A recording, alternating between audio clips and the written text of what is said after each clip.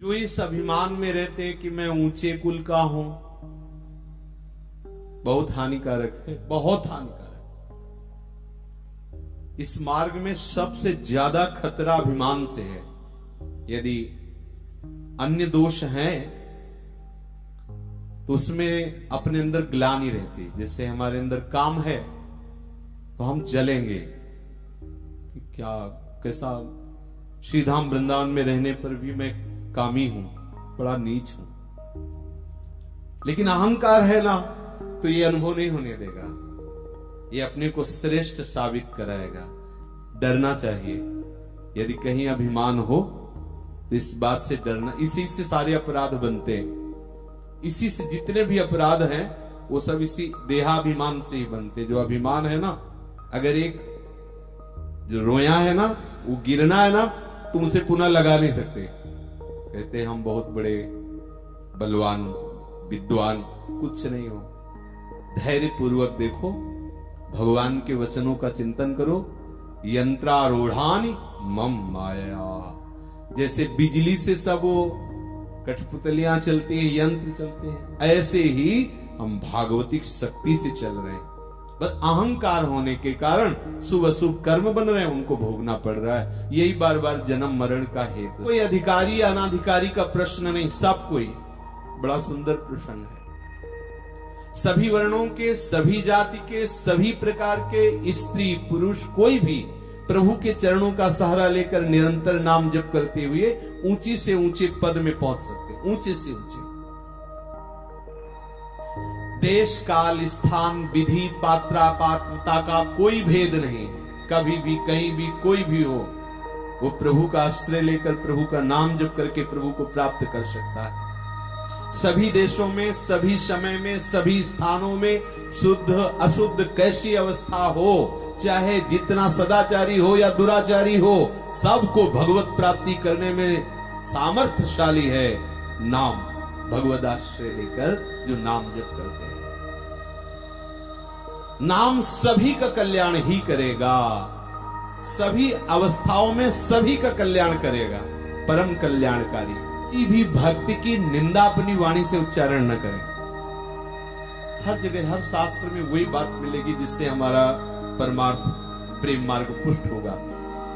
कोई अभक्त भी यदि नाम ले रहा है तो उसकी उपेक्षा मत करो, उसका अपमान मत करो। अगर कोई भक्त का अपराध कर दे तो कितना फिर भगवान का भजन करे, भगवान कृपा नहीं करते। ध्यान, भक्त चरण रजगी तो एक दिन भगवान आलिंगन करेंगे। अगर भक्त का अपराध कर रहे हो और तो ये नाम जप होने पर भी आपको सुख का अनुभव नहीं होगा, क्योंकि नाम जापक का अपराध कर रहे हो, कैसे सुख का अनुभव होगा। भगवान नाम जापक का अपराध बहुत बड़ा अपराध होता है। बाल्यावस्था, सुशील स्वभाव, आचार्य के प्रति समर्पण, तो बहुत बड़ा प्रभाव पड़ा। जितने महाभागवतों का यश सुनते हो बाल्यावस्था से लगे रहे। ध्रुव जी, प्रहलाद जी, बड़े बड़े महापुरुष। ये मंद बुद्धि है। और जब संस्कार भोगों के पुष्ट हो जाते हैं तो भजन एक नाटक होता है, भजन नहीं होता। वो बैठे प्रपंच ही चलता रहता है अंदर। देख लो ना, अंदर की बात है, सबका हृदय है, सब देख लो। प्रमाण की जरूरत क्या है। अगर आपने पूर्वाभ्यास भजन का नहीं किया तो आज दीक्षा लेके तुरंत आप भजनानंदी थोड़ी बन जाओगे। नाना प्रकार की वासनाएं आपको घेरे रहेंगी। और ये बाल्यावस्था से है तो ये विशेष हरि की कृपा होती, ये सब नहीं जानते।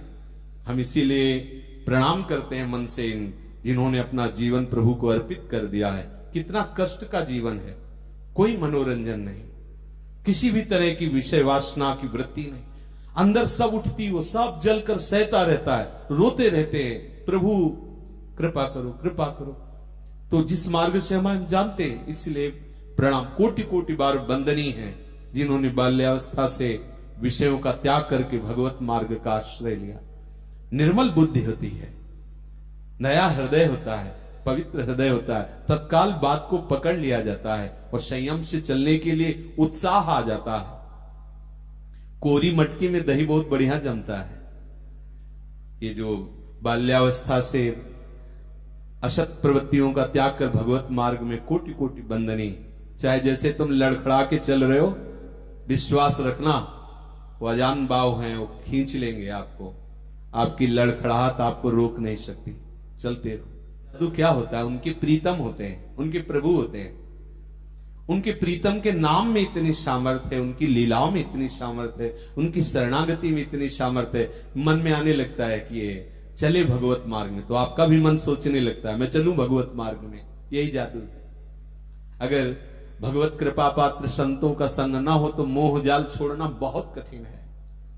छोड़ छोड़ के उसी में गिरते रहते हैं, बड़ा दलदल है मोह। ये तो उनकी कृपा से निकला जा सकता है। सबसे बड़ा जादू है किसी के मन का परिवर्तन कर देना, मन को बदल देना, संसार के मार्ग में चलने वाले मन को भगवत मार्ग में लगा देना। और ये परिवर्तन सत्संग से ही होता है, संत संग, सत्संग। अगर सत्संग ना हो तो परिवर्तन असंभव, और सत्संग है तो चाहे जितने विषयी हो लगे रहना, छोड़ना मत, संग मत छोड़ना, रंग आ जाएगा, निश्चित रंग आ जाएगा। डरना नहीं, घबराना नहीं। थोड़ा यात्रा लंबी है इसलिए डरना नहीं, बड़े बड़े भयावह लोग मिलेंगे। घबराना नहीं कि अभी तक नहीं बना, पता नहीं मिले कि ना मिले। वचनों पर विश्वास रखो। जिसने एक कदम भी प्रभु की तरफ बढ़ा दिया उसका मंगल नहीं हो। पूज्य राधा बाबा के वचन, तुमने आज से भजन शुरू किया तो आज से तुम्हारे लिए मंगल यात्रा प्रारंभ हो गई, तुम्हारा कोई अमंगल नहीं कर सकता। विश्वास संतों के वचनों पर करना चाहिए। जो पोथी पढ़ने से ज्ञान होता है वो वैराग्य नहीं दिलाता है, तो कृपा से होता है, महापुरुषों की कृपा से। पुस्तकी कीड़ा तो बहुत देखे गए, वैराग्यवान थोड़ी देखे गए कि वो वैराग्य आ गया।